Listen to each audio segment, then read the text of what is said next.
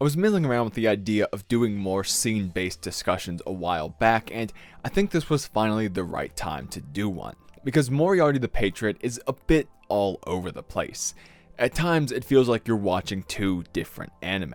The first half is about a crime lord of London, and the second half an anime about Sherlock Holmes. The mood of the series changes considerably around that halfway point, forgetting most of what it was doing thematically to set up the more shonen-esque buddy cop, Sherlock and Watson parts. Now, neither of the anime within the anime, that's a weird sentence to say out loud, are bad. I think the Moriarty bits are quite strong, and as they develop into something darker over the run, it gives me hope for what will come next. And the Sherlock bits are quite lighthearted and fun despite the morbid subject matter, an element which plays into the very lovable asshole take on the classic detective. However, those sections are much more rushed and try to steal moments that weren't yet deserved, like best friends fighting before I believed they were best friends, and the tortured detective after only 2 cases. I mean, that's just the rule of threes, man. Come on. None of this is strictly bad. In fact, it's very average at worst, although the dips in consistency hurt its overall score for me. But I think after 13 episodes of half setup, half anime, the second season will be able to climb to the top of the charts. We won't be looking at much thematically here since the anime isn't finished, but instead we'll be looking at a few of the scenes from season 1 that show the amazing potential that Moriarty, the the Patriot holds. So let's have a quick synopsis for those who have yet to see it. And yes, this video will have spoilers. The anime follows William James Moriarty, a name that has 3 faces to it, as they conduct crimes from behind the scenes to change the course of history, toppling the aristocracy by shifting public opinion through crime. The 3 men once lived together as boys, 1 biological and 2 adopted, 2 less than well-intentioned nobles. Together they burned down the family house, shrinking the family lineage to just themselves in the process, and vowing to see their new world through. One man stands to foil them though, Sherlock Holmes, a rising star of the detective world who becomes engulfed by the truth. The string of murders committed on nobles is no accident. After each, the deceased's misdeeds come to light, and the name of crime lord is spoken in Robin Hood-esque regard by locals and fear by nobles. Sensing the ulterior motives, Sherlock hounds after the truth, becoming good friends with the very object of his desire in the process. It's very much in line with Death Note in the mega-intelligent rivals who become good friends genre, and a little bit with Psycho-Pass in the villain category. However, I have problems with both of those comparisons that I may cover another day. For now, let's get on to our first scene. Now this is in episode 11, where Sherlock and Moriarty are both on a train 48 minutes from Grantham when they discover a murder has occurred. Naturally, they make a competition of solving the case, racing against the clock before the culprit can exit the train. This limited clock and unusual setting are music to Sherlock's ears, as he's been bored by a lack of interesting cases ever since his rise to fame. This is something he expresses to Moriarty prior, but it's also seen clear as day in his actions. Naturally, the police want to handle the case, however he pins them to letting him take the reins. Literally, he pins one of them to the wall and yells in his face that he should have the case before backing off and smiling, trying anything to win a vote of confidence. This says a lot about him. First, he's serious about being a detective, and we knew that, but it's more so than just hounding after cases. He's been in much worse situations, like being framed for a crime he didn't commit, yet he never did something so brash unprompted. He may be an asshole, he would have to be to act like this, but it is with good intentions. While they bicker about who should solve this, they're letting the murderer get further away from their grasp. The way he rushes him against the wall and backs off just as quickly shows this clock running in his head internally, and they haven't even said how much time there is left. He knew from the get-go this was an issue because of his keen senses. He examines everything in the surroundings and everything about a person. Sherlock is an asshole because it gives him the best means to do his job. Formality and social constructs are below the case for him, and that's a nicely developed character note. but also it's because he loves what he does. Solving cases is how he breaks his boredom, and it's obvious this is his motivation, because he rushes into it and makes it a game. As Lestrade points out, it shouldn't be a game. This was someone's life that was lost, and Sherlock is being quite insensitive about that fact. And that's something that never changes. He doesn't express sympathy for the dead, but instead sees them only as a means to his entertainment ends. There are times where discarding constructs are better, and times where they aren't. Holmes has no awareness of this. He isn't doing any of this with those aspects in mind. Where he's an asshole out loud, he's also a somewhat terrible person internally. These are the core pillars of his character, and although they're spoken about at times, moments like this are what really bring them into fruition, in a quite elegant fashion, I might add.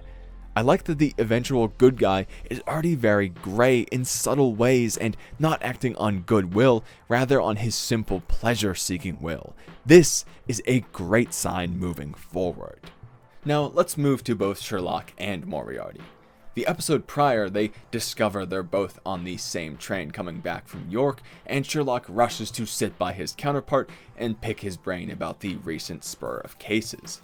They met on the Noatik a few episodes prior, and were each quite smitten with the other's presence and intelligence. So on seeing him again, Sherlock interrupts Moriarty and his brother's meal, another obvious note of his persuasion and motivations.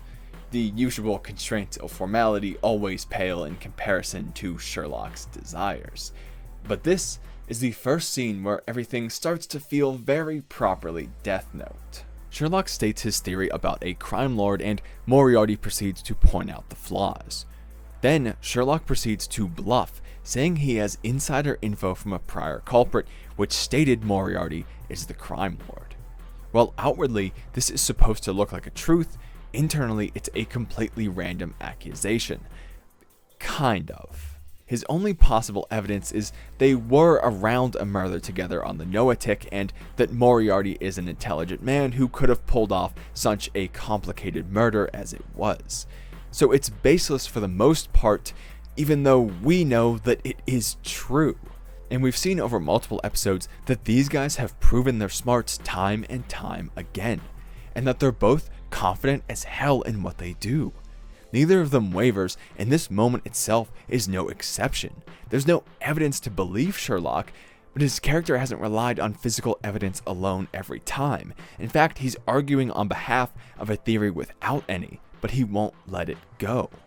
So despite the odds, this moment is set up so that it could be the big reveal. It's tense. Where would they go if the truth came out? They're stuck on this train. And even if Moriarty admitted it, what could Sherlock do? He has no proof, just his word against an influential noble.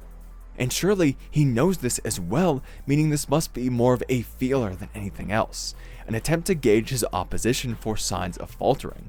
He's great at reading people, as he reads passerbys in his introduction, so that's quite possible as well.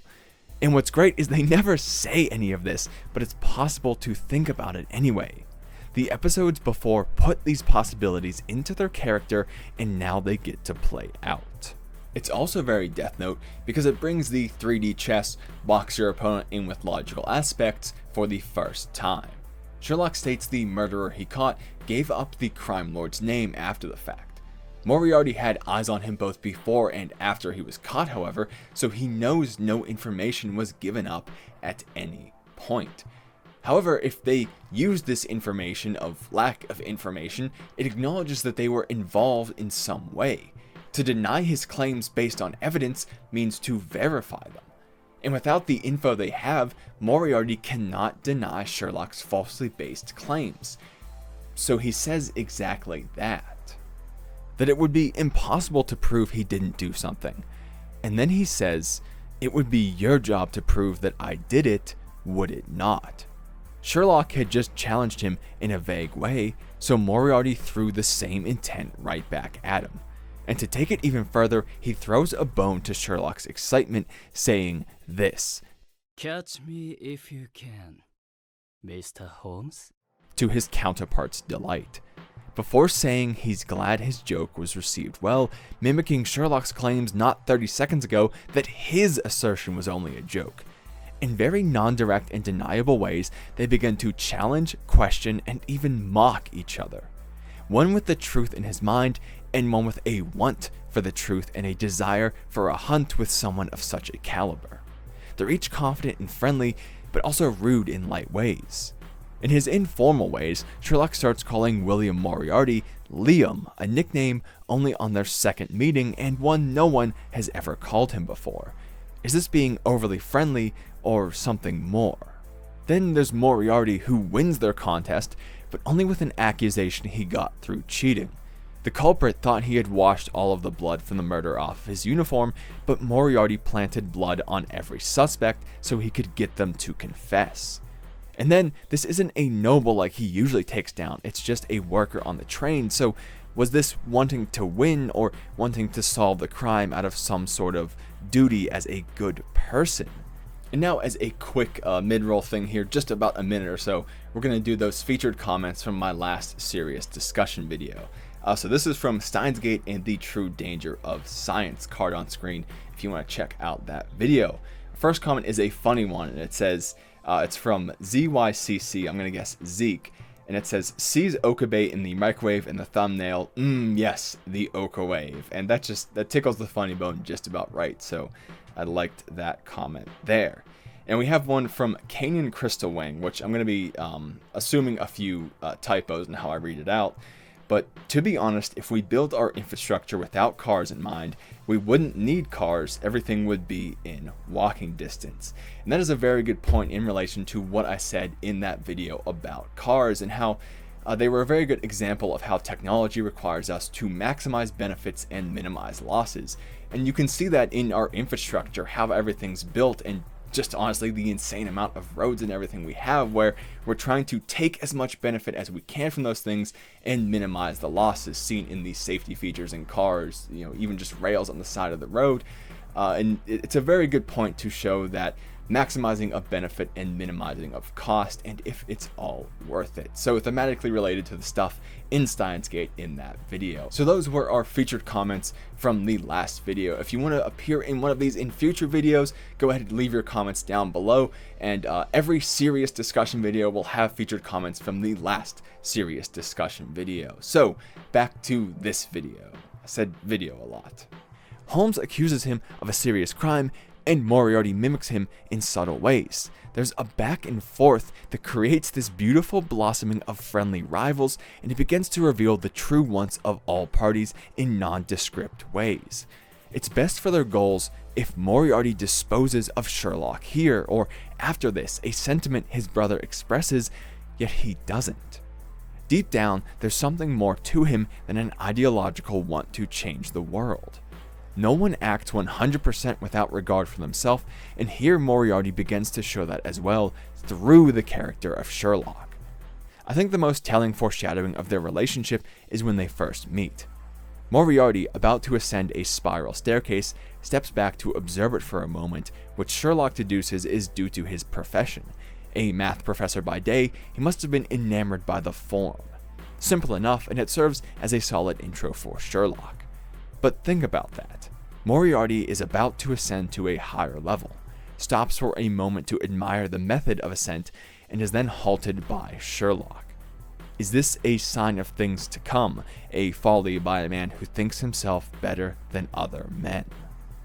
And now for the penultimate scene of this video, we're going to the last episode of the season, episode 13. Here, the eldest of the Moriartys has set up a masquerade ball with a murder mystery twist. One person will be designated the crime lord and secretly kill guests, like by marking them with wine. Instead, they have to donate their most expensive item that's on their person and watch from upstairs until the crime lord is caught. It's simple enough and quite the interesting concept, like a night-long escape room mystery. Now, I hate formality, but this would be pretty fun to try. It's much more than just that, though. The crime lord, a combination of the brothers, is now notorious for targeting nobles whose dirty laundry is then aired to the world. Yet here are a bunch of nobles playing crime lord. You think they'd be less insensitive of their class dying, yet they enjoy a mocking of that very act. This is also some manipulation on Moriarty's part. As an organizer of the event, he's actively forcing the topic of the crime lord into their society. This means everyone there is now more aware of the mysterious man and his reputation and acts.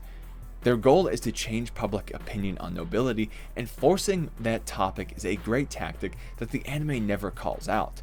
It's just a side detail to the real show, the eventual real murder at this event. The man playing the crime lord, after killing Moriarty, suffers a heart attack and dies. And if you want more Death Note vibes, this is the scene to give them to you, because there's a very similar heart attack scene right after he's checking his watch, if that sounds familiar at all. But getting back to our scene at hand, from that point on, the party continues like nothing happened. Why should they ruin their night for something so simple as death? While the anime calls this out directly, it's based on that very mockery of death they had just displayed. By having this event, they already decided the deaths of others was nothing to bother over, so when it actually happened, why would they care anymore? And if they don't care about their own, imagine how they must feel about the lower classes. Notes like this that build on each other and then give validity to the goals of our main characters are why I have so much hope for this anime moving forward, and it's paired with some quite smart staging. The event itself is a setup for Moriarty to speak with Irene Adler, a famous actress turned high-class criminal who stole secrets from the British government, secrets so dark they reject her offers to return them in exchange for safety. At this point, because of how dark the secrets are, they feel they have to kill her.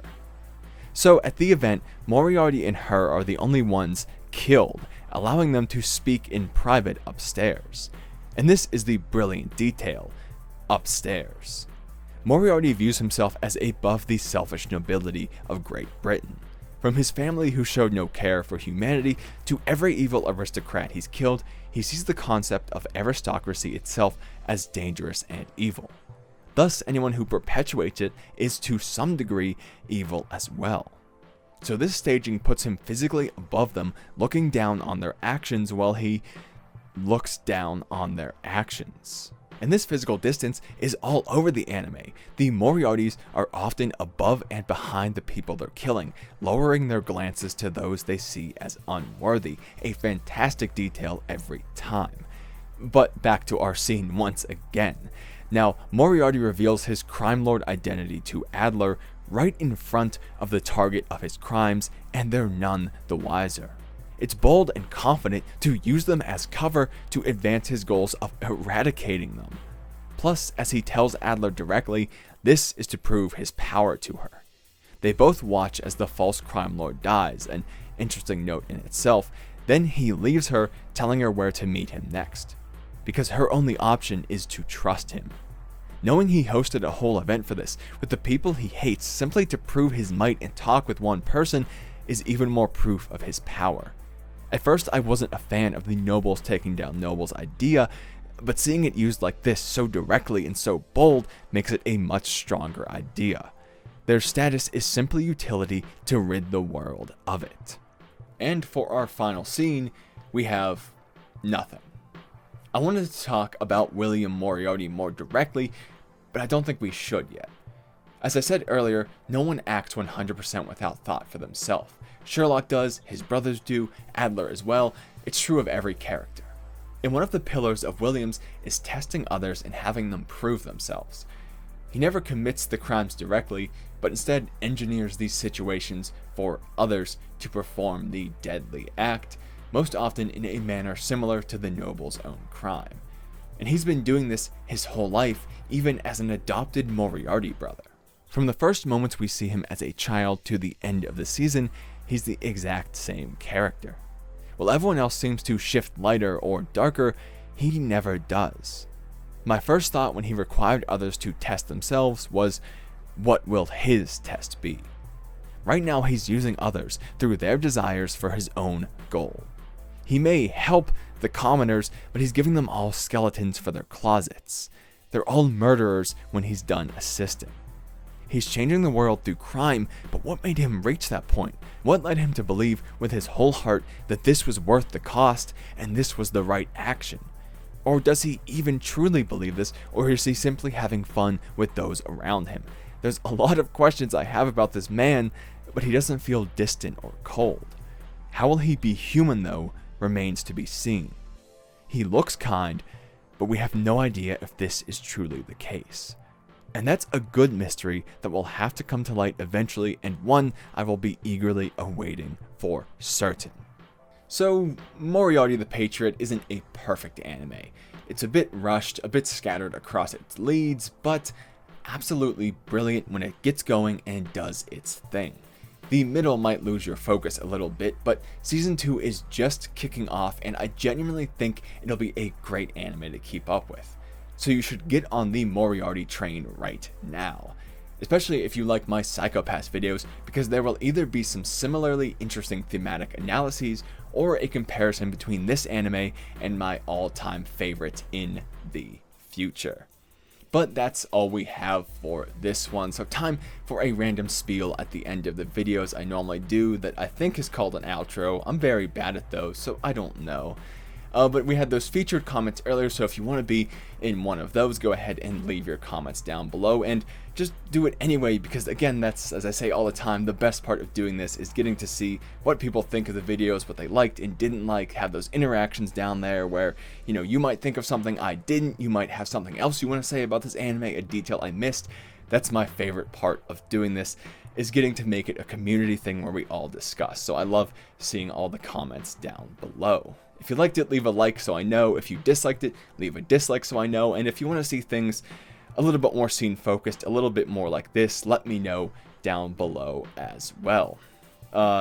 More interesting note, I relaunched my Patreon, which I had years ago when the channel was much smaller and different content, and I've relaunched that, so that's a big thing.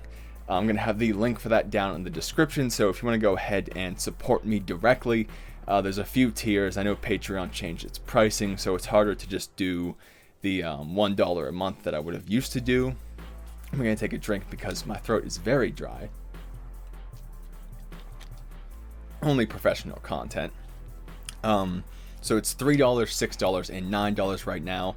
There's not many like tiers or rewards or anything, but I will be putting the Patreon supporters' names at the end of videos once that gets kicked off and we get a few people on there. So exciting news there. More videos on screen, subscribe thing on screen. I'll have a new end screen thing for that stuff. It's gonna be fun. I'll stop rambling, let you get back on with your day, and just say thank you for watching, especially this bad outro, and I hope I'll see you again soon.